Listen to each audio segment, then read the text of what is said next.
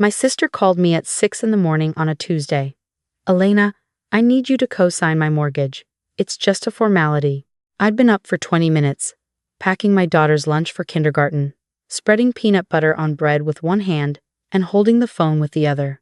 Just a formality. That's what she said. But when my financial advisor pulled up her credit report 3 weeks later, he looked at me and said, "You need to leave this office and call a lawyer." Before we continue, make sure you subscribe, like, and share this story because what happens next will leave you absolutely stunned.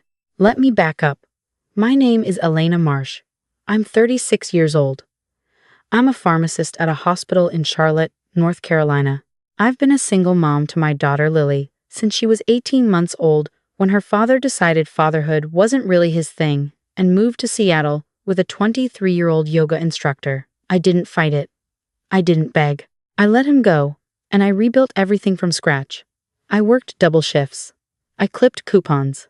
I drove a car with a cracked windshield for 2 years because I was putting every spare dollar into a savings account for Lily's future. By the time Lily turned 5, I had saved enough for a down payment on a small 3-bedroom house in a quiet neighborhood with good schools. Nothing fancy, pale blue siding, a little front porch, a backyard big enough for a swing set. I closed on it 14 months ago, and the night I got the keys, I sat on the empty living room floor and cried. Not because I was sad, because for the first time in years, I felt safe. My older sister, Vanessa, had always been the golden child. 4 years older than me, married to a man named Derek who sold commercial insurance. 2 kids, a big house in a gated community outside Raleigh. She drove a white Escalade. She wore designer bags. She posted family photos from beach vacations in Hilton Head every summer. Our parents, Ray and Linda, worshipped the ground she walked on. Vanessa's doing so well. Vanessa's got it all figured out. Vanessa married a provider. Meanwhile, I was the cautionary tale, the one who picked the wrong man, the single mom who worked too much and never came to Sunday dinner because I was always covering someone's shift. So when Vanessa called me that Tuesday morning asking me to co-sign her mortgage, I was confused. "You're buying a new house? We're upgrading," she said. Her voice had that breezy, everything's fine tone she used when she wanted something. "The kids need more space.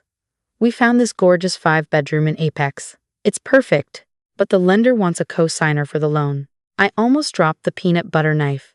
"Why would you need a co-signer? You and Derek make good money." "It's just a technicality, Elena. Something about debt-to-income ratios. Derek had some business expenses on our credit that skewed the numbers. It's temporary. We'll refinance in 6 months and take your name right off." "Vanessa, I don't know. I just bought my own house. I'm still paying my mortgage." "That's exactly why you're perfect. You have good credit, stable income. The lender said a co-signer, like you would get us approved immediately." "How much is the house?" $620,000. I set down the knife. "Vanessa, that's a lot of money." "It's not your money. You're just signing. You'll never pay a dime. I need to think about it." "Elena, please." She paused, and I heard something in her voice I'd never heard before. Desperation. "We need to close by the end of the month. The sellers already accepted our offer. If we lose this house, the kids will be devastated." I said I'd think about it. She said she'd call me that weekend. But she didn't wait until the weekend. She called our mother. By Thursday, my phone was blowing up. Mom called first. "Elena, your sister needs you. It's just a signature. Don't be selfish." Then Dad. "Pumpkin, family helps family. It's what we do. Your sister would do the same for you." Then Derek texted me directly, which he almost never did. "Hey Elena, I know this is a big ask. We really appreciate it. You'd be doing us a huge favor." I felt the walls closing in. That familiar feeling from childhood. Vanessa wants something. Everyone mobilizes. Elena is expected to comply. But something nagged at me. Something small, sitting in the back of my brain like a pebble in a shoe. Why would Vanessa and Derek, with their big house and their Escalade and their beach vacations, need me, the broke single mom who just barely scraped together a down payment, to co-sign a $620,000 mortgage? I called my friend Denise, who worked as a loan officer at a credit union downtown. "If I co-sign someone's mortgage," I asked, "what exactly am I on the hook for?" Everything, Denise said flatly. If they stop paying, the lender comes after you. Your credit gets destroyed. They can garnish your wages. They can put a lien on your house. Even my house? Even your house. Elena, co-signing means you are equally responsible for that debt. If your sister defaults on a $620,000 mortgage, you could lose everything you've built. I felt cold, but she said it's just a formality. They'll refinance in 6 months. People say that all the time. Almost none of them actually do it. And even if they intend to, if their credit situation doesn't improve, no lender is going to approve a refinance that removes the co-signer. You could be on that loan for 30 years. I didn't sleep that night. I lay in bed staring at the ceiling of my house. My house, the one I'd bled for, and I thought about Lily sleeping in the next room. The room I'd painted lavender because it was her favorite color. On Saturday, Vanessa invited me to brunch. Not just me. Mom and Dad were there too. We met at a restaurant near the mall, the kind with cloth napkins and $15 mimosas. Vanessa was already seated when I arrived, her hair blown out, fresh manicure, a Tiffany bracelet on her wrist I hadn't seen before. There she is. Mom stood up and hugged me. Isn't this nice? All the girls together, plus your father, who insisted. Dad winked at me. Couldn't let you ladies have all the fun. We ordered. We made small talk. Lily's school, Dad's golf game, Mom's book club. And then, like clockwork, Vanessa leaned forward. So, have you thought about it? I stirred my coffee. I have. And I have some questions. Vanessa's smile tightened, almost imperceptibly. Questions about what? About why you need a cosigner. You and Derek both work. You already own a house. Your credit should be fine. I told you. It's a debt-to-income thing. Derek had some business expenses. What kind of business expenses? Elena, Vanessa said, her voice dropping slightly. This isn't an interrogation. Mom reached across the table and touched my arm. Honey, your sister explained the situation. It's just numbers on a page. You sign, they get the house, everyone's happy. What if they can't make the payments? The table went quiet. Vanessa's jaw tightened. We can make the payments. We've never missed a payment on anything. Then why can't you get approved on your own? Because the system is stupid. Derek's expenses temporarily messed up our ratios. That's it. Elena, do you think I'd ask you if it wasn't safe? Dad leaned in. Your sister has always been responsible with money. This is just a bump in the road. I looked around the table. Mom's pleading eyes. Dad's firm expression. Vanessa's barely concealed impatience. And I heard Denise's voice in my head. You could lose everything you've built. I'll need to see your financials first, I said. The silence that followed was different. Heavier.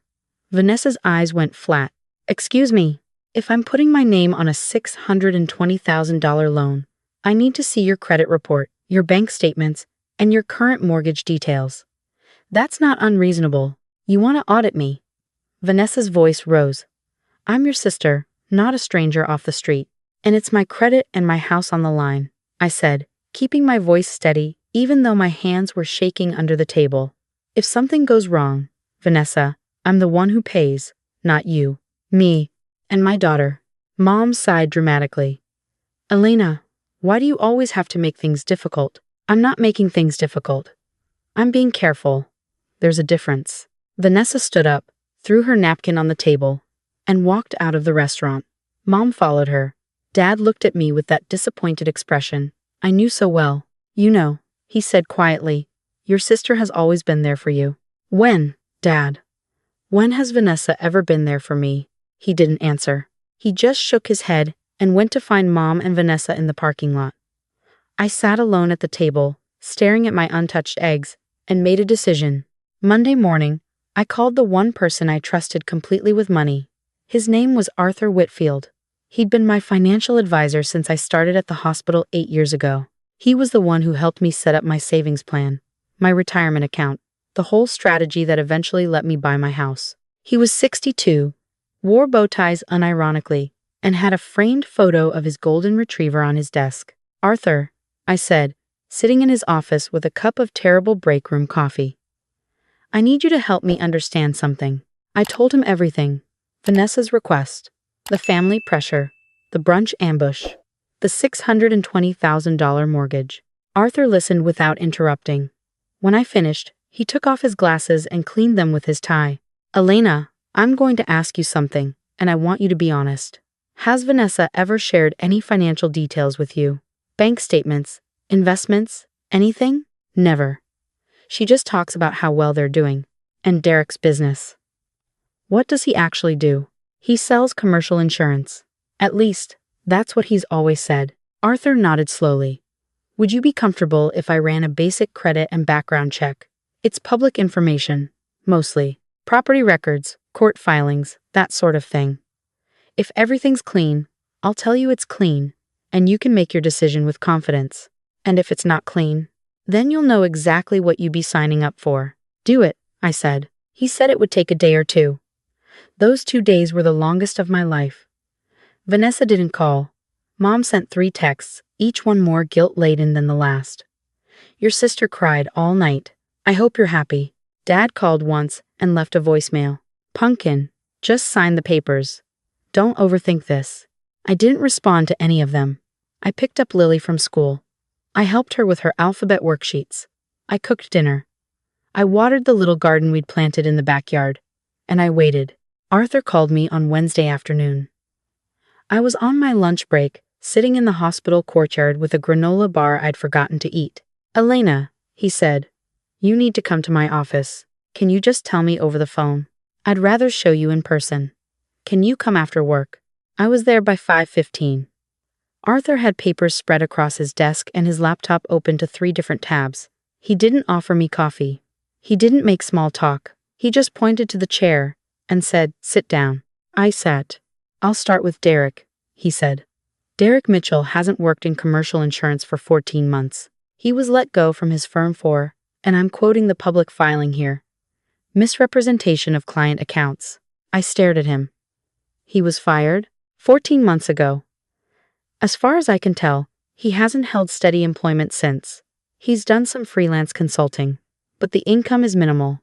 But they still have the Escalade, the vacations, the house. About the house. Arthur turned his laptop toward me.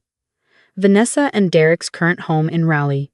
They purchased it 6 years ago for $410,000. They refinanced twice.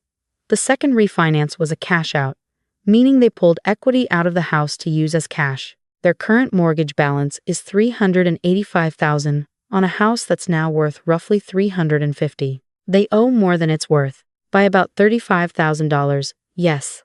They're underwater. And there's more. Of course there was. Derek has 3 credit card judgments totaling $68,000. One of them has already resulted in a wage garnishment order, except he doesn't have wages to garnish anymore.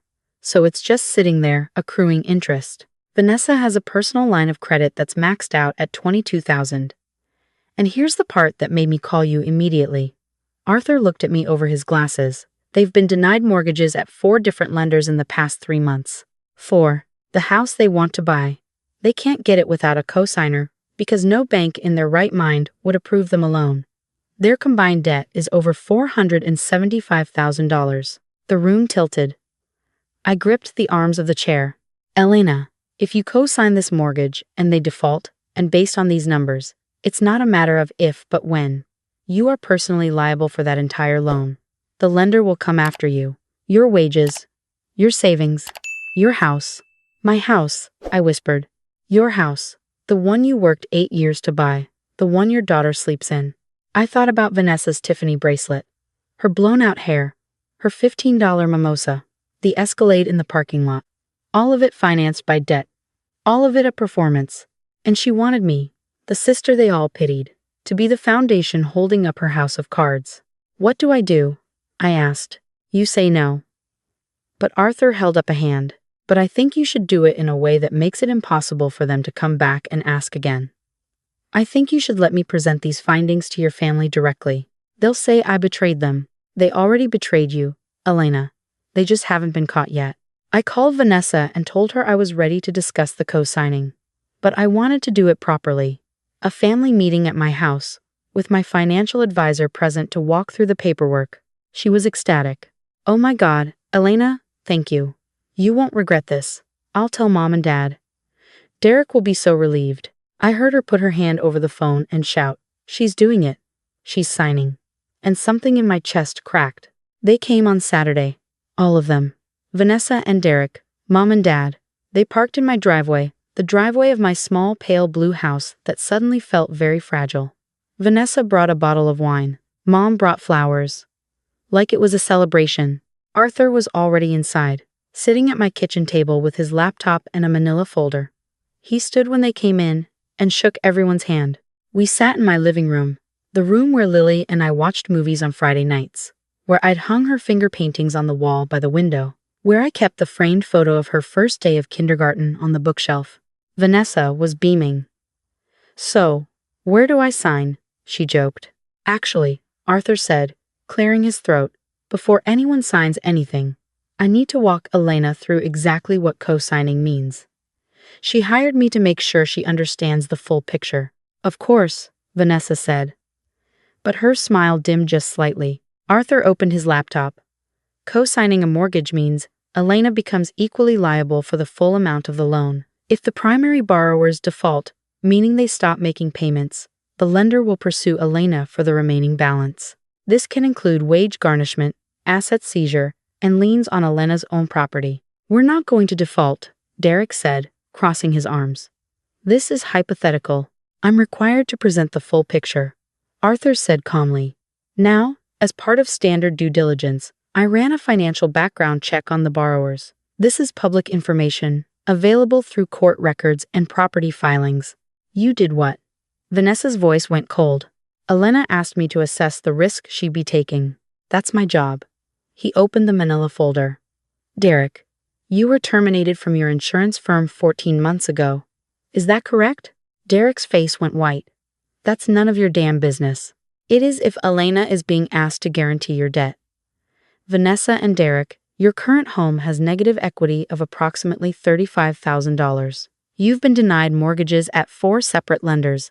Derek has 3 outstanding credit card judgments totaling $68,000. Vanessa, your personal line of credit is maxed at $22,000. Your combined debt is approaching $500,000. The room was so quiet I could hear the clock ticking on the kitchen wall. The little cat-shaped clock Lily had picked out at Target. Mom's hand went to her mouth. "Ray, did you know about this?" Dad didn't answer. He was staring at Vanessa. Vanessa's face had gone from white to red. Her hands were clenched in her lap. Tears were forming in her eyes, but they weren't tears of sadness. They were tears of rage. "You had no right," she hissed at me. "You had no right to dig into our private lives." "You asked me to put my house on the line," I said. My voice was shaking, but I didn't stop. "You asked me to guarantee over $600,000 of debt. You told me it was a formality. You told me Derek had business expenses. You didn't tell me he was fired. You didn't tell me you were drowning." "We're not drowning," Derek said, but his voice had no conviction. "You're $500,000 in debt with no steady income," Arthur said quietly. "If Elena co-signed this mortgage and you defaulted, she would lose her home, the home she bought for herself and her daughter." Mom was crying now. "Vanessa, is this true?" "All of it." Vanessa didn't answer. She was looking at me with an expression I'd never seen before. Not anger exactly. Something worse. The look of someone who'd been wearing a mask for years and just had it ripped off. "You were supposed to just sign," she said, her voice barely above a whisper. "You weren't supposed to ask questions." That sentence hit me like a punch. You weren't supposed to ask questions. That was the whole plan. Play on my guilt. Use Mom and Dad as enforcers. Get my signature before I could think straight. "Were you ever going to refinance?" I asked. "Were you ever going to take my name off the loan?" "Of course," she said, but she couldn't meet my eyes. "When?" "Vanessa? When you can't even get approved on your own. When Derek hasn't worked in over a year. When would you have refinanced?" Dad stood up. His face was gray. "I need some air," he said, and walked out the front door. Mom looked between us, helpless.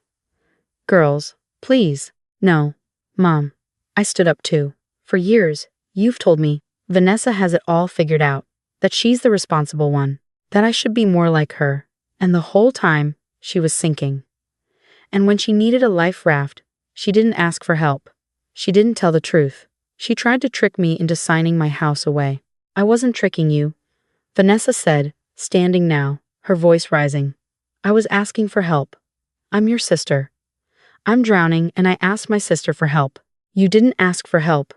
You asked me to co-sign a loan you can't afford by lying about why you needed me. That's not asking for help. That's using me. And would you have said yes if I'd told you the truth? Would you have helped me if you knew how bad it was? I looked at her, my sister, the golden child, the one who always had everything figured out, standing in my small living room, mascara running, hands trembling, and I felt something I didn't expect. Not anger, grief. I would have tried, I said. I would have helped you find options. I would have sat with you and gone through your budget. I would have loaned you money I could actually afford to lose. I would have done anything that didn't put my daughter's home at risk. But you didn't give me that chance, Vanessa. You didn't trust me with the truth. She sat down hard, like her legs gave out. Derek was staring at the floor. Mom was silent, tears running down her face. Arthur closed his laptop gently.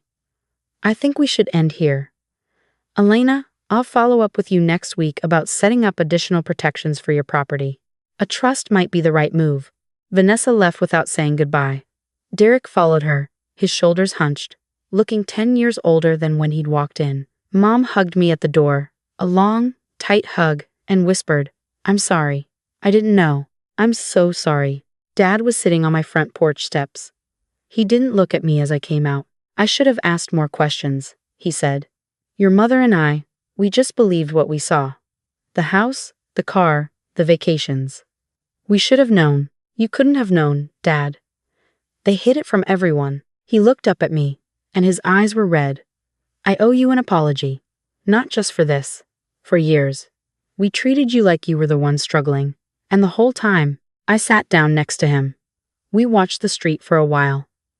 Lily's bicycle was leaning against the porch railing, pink streamers dangling from the handlebars. She's lucky to have you, Dad said finally. Lily, she's got a good mother. It was the first time he'd ever said that to me. The weeks that followed were messy.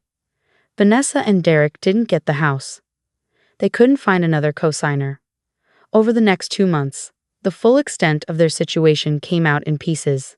Derek had been hiding the job loss for over a year, using credit cards to maintain their lifestyle. The Escalade was leased and 3 months behind on payments. The Hilton Head vacations were financed on a credit card that was now in collections. Their current mortgage was 2 months delinquent.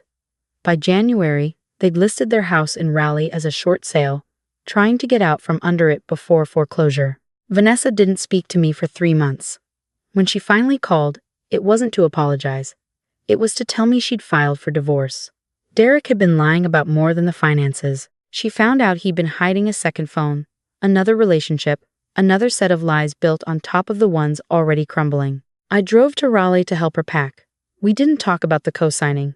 We didn't talk about the family meeting. We just packed boxes in silence until she finally stopped, sat on the kitchen floor of the house she was losing, and said, I'm sorry, Elena, for all of it. Not just the mortgage, for looking down on you, for letting Mom and Dad treat you like the failure. You were the only one in this family who actually had it together, and I was too proud to see it. I sat down next to her on the cold tile floor and held her hand. We can figure this out, I said. She moved in with Mom and Dad temporarily. It was humbling for her, but it was also the beginning of something real. For the first time, our relationship wasn't built on her being the successful one and me being the charity case. We were just two sisters, both doing our best, both flawed, both trying. I did take Arthur's advice. I put my house in a revocable living trust with Lily as the beneficiary. I set up a will, a power of attorney, and explicit instructions that no one, not a single person, could be added to my property without my written, notarized consent. It cost me about $800, best money I ever spent. And here's what I know now, what I wish someone had told me years ago. When someone asks you to co-sign a loan, they're not asking for a signature. They're asking you to bet your entire financial future on their ability to pay. And if they can't get approved on their own, there's a reason. The bank already did the math. The bank already said no. And if a bank, whose entire business model is lending money, won't take the risk, you shouldn't either. My house is still mine. Pale blue siding, little front porch, backyard with a swing set, Lily's finger paintings on the wall. It's not a mansion. It's not a 5-bedroom in a gated community, but it's paid for with money I earned, protected by a trust I set up, and it's the safest place I've ever known. The best decision I ever made was asking questions when everyone told me not to. The second best was choosing my daughter's future over my sister's pride. Some families lift you up. Some families hold you down. And sometimes the hardest thing in the world is knowing which one you're in. I learned the difference, and it saved everything I had.